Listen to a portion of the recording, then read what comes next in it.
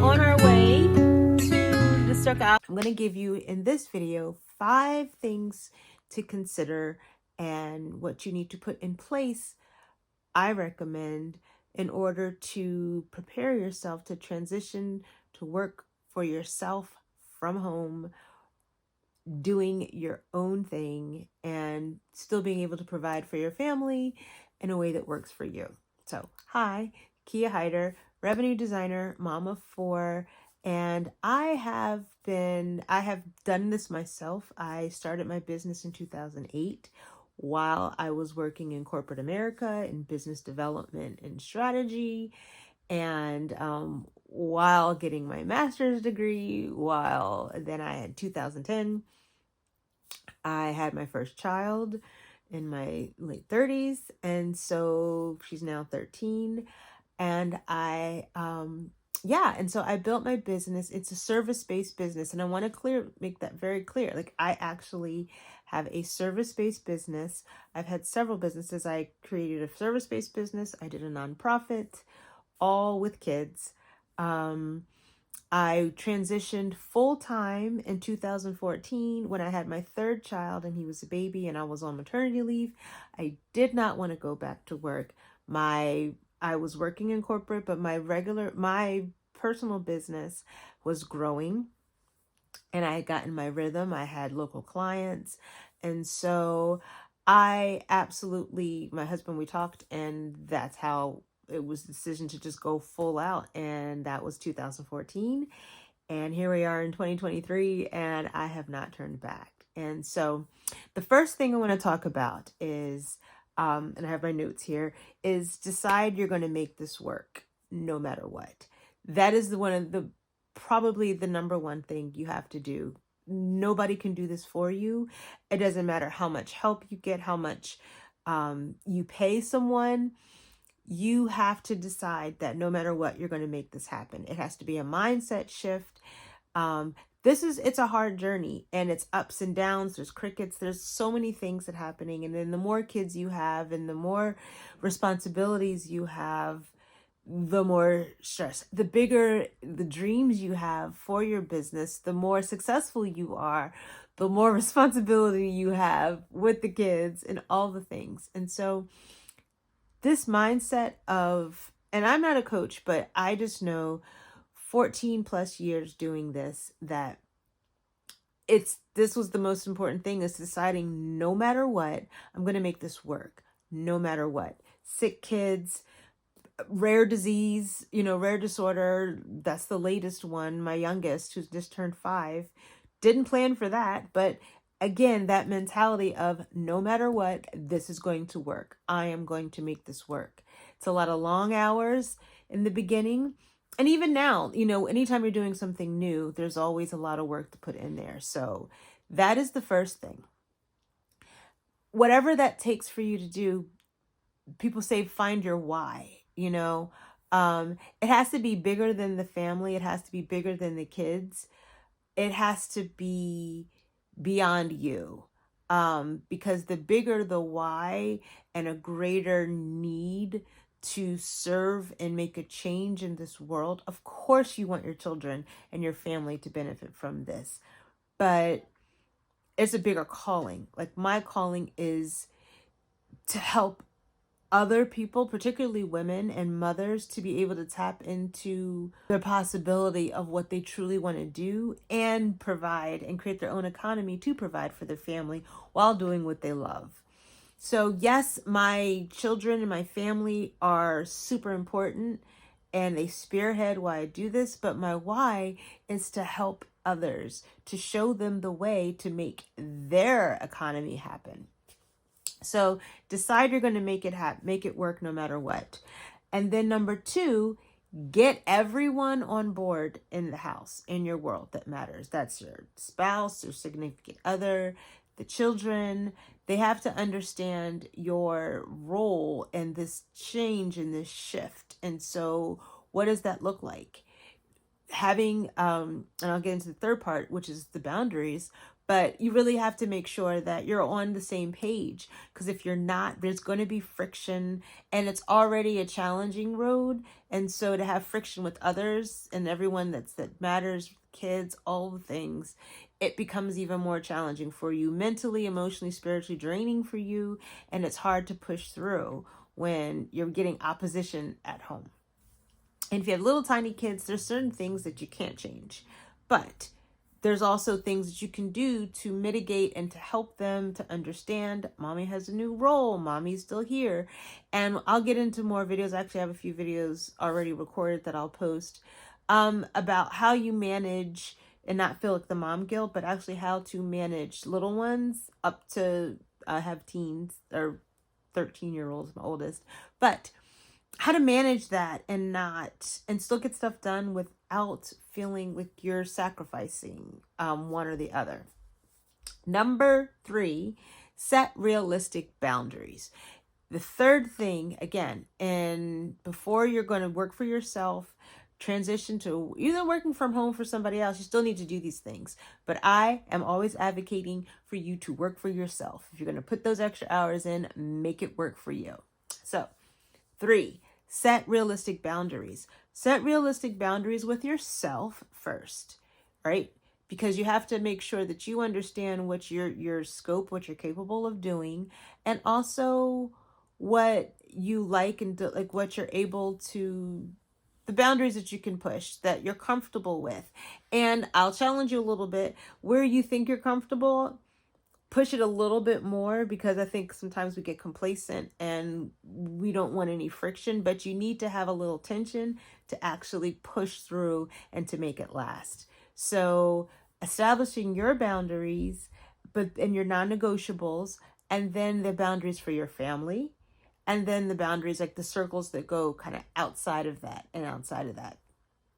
And that looks like setting certain times when you're going to work, setting certain times when you're not going to work, setting certain times when it's straight clean time and family time and kid time. And if you're homeschool, like I homeschool, there's times that I'm homeschooling. And so however you manage that, if you do block timing, whatever your productivity goals and what works for you and your style, definitely this is the time to put that in place. So setting realistic boundaries, and then just recapping again, 5 things I'm talking about that you should consider and do before working from home for yourself or even for somebody else. But again, I'm pushing for you to do it for yourself. 1, decide you're going to do it no matter what. 2, get everyone on board. 3, set realistic boundaries for yourself and for everyone around you and everyone that matters. 4, know what you like to do. This is really important also. You'll see people, and you're hearing a lot of it. I've been on these internet streets and doing this business world for a long time, and I've seen things come and go. Stuff that we were doing years ago, now everyone's like, it's a popular thing. But before you jump into getting into digital products or getting into digital products, I've seen being a VA, joining network marketing, doing affiliate marketing. All those things are great and good. But what happens is you're scattered, and not many people talk about this. And what I teach, to create a solution, that single thing that you do, that you love doing and you're good at doing, and how you can serve and solve for others, that is what you do. That's what you lean into. And then out of that single solution, you can do digital products. You can do all those other things tied around that single solution. And I have a framework that breaks that down. But at the end of the day, instead of it being scattered things, you actually can continue to create different revenue streams off of that one solution.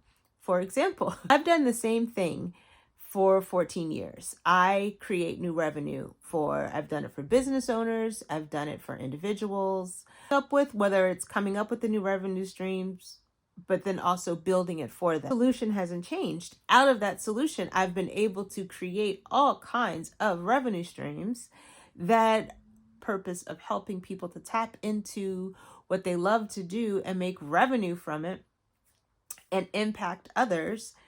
I'm able to help them along the way, and each path, each step along that process, that allows me to create revenue streams along each one of those steps. So that's what I want. That's when I say focus on something that you like, because it is, it's really critical in having a cohesive solution and then offering, so that your marketing is easier to communicate because you're not all over the place. It's not, hey, I have this product over here because someone sold a digital product, so now buy my digital product, and oh, I have a calendar, oh, I have a Notion template, but none of it matches. And what you like to do, and lean into that and what you're good at. And that leads me to number 5, is to have the desire to serve and solve someone else's problem. When you do that, that allows you to take your skills, which you love doing, and solve a problem, because people pay for problems being solved, or if you can't completely solve it, you either alleviate it, you will enable a solution, something that makes their lives better, and people will pay for that. And so there's a whole way you price it, and that's stuff that I help you with, and figuring out like what that is for you, how it looks, and then specifically what that looks like with your life, what you have going, if you have kids, but at the end of the day, to be profitable, you need to have something that serves and solves a problem for somebody else. And so those are the 5 things. Again, 1, decide you're going to do this no matter what it takes. 2, get everyone on board. 3, set realistic boundaries for yourself and everyone that matters. 4, know what you like and what you're good at and what you want to lean into. And 5, have that heart and desire to serve and solve a problem for somebody else. Kia Hyder here, revenue designer. I hope this was helpful to you.